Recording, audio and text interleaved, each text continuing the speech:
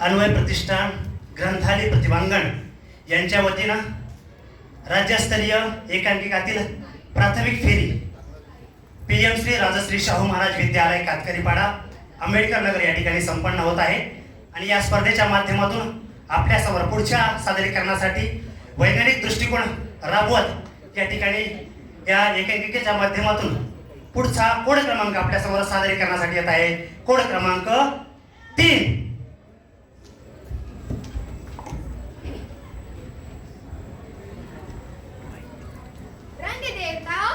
और उपस्थित सभी को विनम्र अभिवादन करते हुए प्रस्तुत कर रहे हैं विज्ञान नाटिका। किताब है आपकी मित्र है।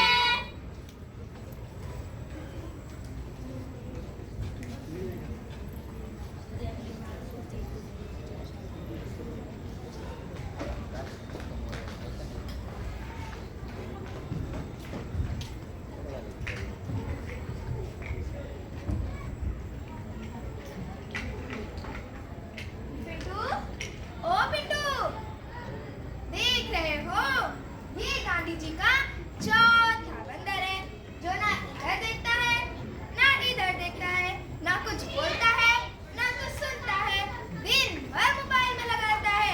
टुक टुक टुक टुक टुक टुक। पिंटू, अरे ओ पिंटू, तुम क्या कर रहे हो? आओ दिखाओ मुझे, तुम क्या खेल रहे हो? नहीं मुन्नी, चले जाओ, यह गेम तुम्हारे लिए नहीं है। चॉकलेट खाओ, बच्चे मोबाइल गेम नहीं खेलते।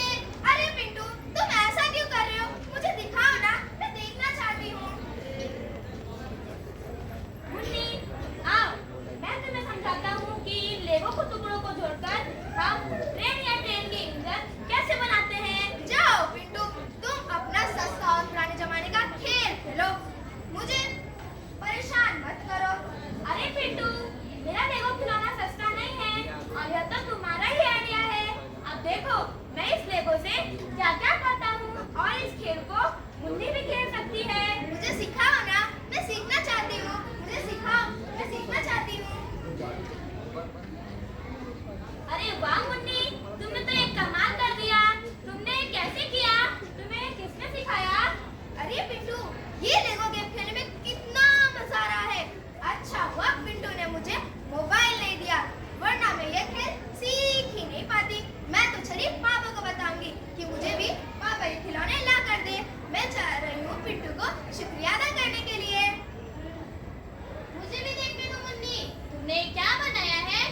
अरे पिंटू, देखो मैंने ये ट्रेन का इंजन बनाया है। देखो मुन्नी, तुमने वाकई बहुत बढ़िया इंजन बनाया है, लेकिन मेरी आंखों में जलन हो रही है। ऐसा क्यों हो रहा है? अरे तुम कब से मोबाइल देख रहे हो और मोबाइल को इतने पास से देखते हो। मोबाइल को इतने पास से देखोगे तुम्हारी आंख में जलन होगी और तकलीफ भी होगी। जाओ ठंडे पानी से अपनी आंखें धुल जाओ, वरना फिर तुम किसी को देख नहीं पाओगे।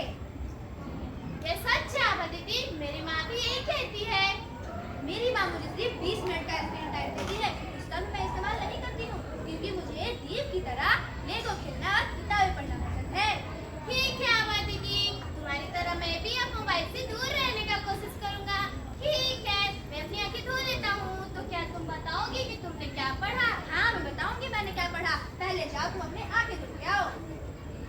मुन्नी, चलो, जब तक पिंटू अपनी आंखें धोता है तब तक हम आभा दीदी की बातें सुनते हैं। आभा दीदी, मुझे बताओ ना, आप क्या पढ़ रहे थे? मुझे किताबें पढ़ना बहुत पसंद है। मेरे माता पिता मुझे मराठी पढ़ाते हैं। स्कूल में मैं हिंदी और इंग्लिश पढ़ती हूँ। मेरे पिताजी मेरे लिए मराठी की किताब लेके आए हैं। उसमें थोड़ा पढ़ के और चित्र देखकर मुझे उस कहानी के बारे में सब समझ में आ गया है। उस कहानी में ये बताया गया है कि बीरबल कितने बुद्धिमान थे। आभा दीदी, क्या आप मुझे बीरबल के बारे में कोई कहानी सुना सकती हैं? और आभा दीदी, इस मामले में क्या चल रहा है? मुझे भी सुनना है, मेरी आंखें अब ठीक है। तो क्या तुम आंखों से सुनते हो? अरे नहीं मुन्नी, यह सच नहीं है। वो बेचारा तुम मुसीबत में था, उसकी आंखों में तो जलने हो रही थी। ओह, मैं तो मजाक कर रही थी। चलो आभा दीदी की कहानी सुनते हैं। सुनो, एक बार बादशाह अकबर ने बीरबल से कहा, क्या तुम जानते हो हमारे राज्य में कितने अंधे लोग रहते हैं? बीरबल ने तुरंत जवाब की गिनती गिनने में मुझे थोड़ा वक्त लगेगा। बादशाह ने उन्हें वक्त दिया। अगले दिन बीरबल दरबार में नहीं आए। वह दरबार के बाहर बैठ के बाज की आकृति ढूंढ रहे थे। आभा दीदी, ये क्या है? यह कौन सा पक्षी है? बाज कोई पक्षी नहीं है, यह खाक है। यह पुराने जमाने में कपड़ों और रस्सी से बुना जाता था। आज भी यह गांव और ढाबों में इस्तेमाल किए जाते हैं। जब बीरबल खाट बुन रहे थे तो बाहर के सभी लोग उन्हें आश्चर्यचकित से देख रहे थे। कुछ लोग उनके पास आकर पूछते हैं, बीरबल आप क्या कर रहे हैं? बीरबल ने उत्तर दिया, मैं खाट बुन रहा हूँ। उनका नाम उन्होंने अलग कागज में लिखा और कुछ लोग आकर उनसे पूछते हैं, बीरबल आप ये खाट क्यों बुन रहे हैं? उनका नाम उन्होंने अलग कागज में लिखा। कुछ देर बाद बादशाह आकर पूछते हैं, बीरबल आप क्या कर रहे हैं? उनका नाम उन्होंने अलग कागज में लिखा। उसके बाद में उनका नाम उन्होंने सबसे ऊपर लिखा। अगले दिन जब अन्नों की चिट्ठी बादशाह को दी गई तो बादशाह ने कहा, बीरबल आपने मेरा नाम सबसे ऊपर क्यों लिखा है? बीरबल ने शांति से उत्तर दिया, आप देखते हैं मैं खाट बुन रहा हूँ। फिर भी पूछते हैं, बीरबल तुम क्या कर रहे हो? ऐसा तो सिर्फ अंधे लोग ही कर सकते हैं।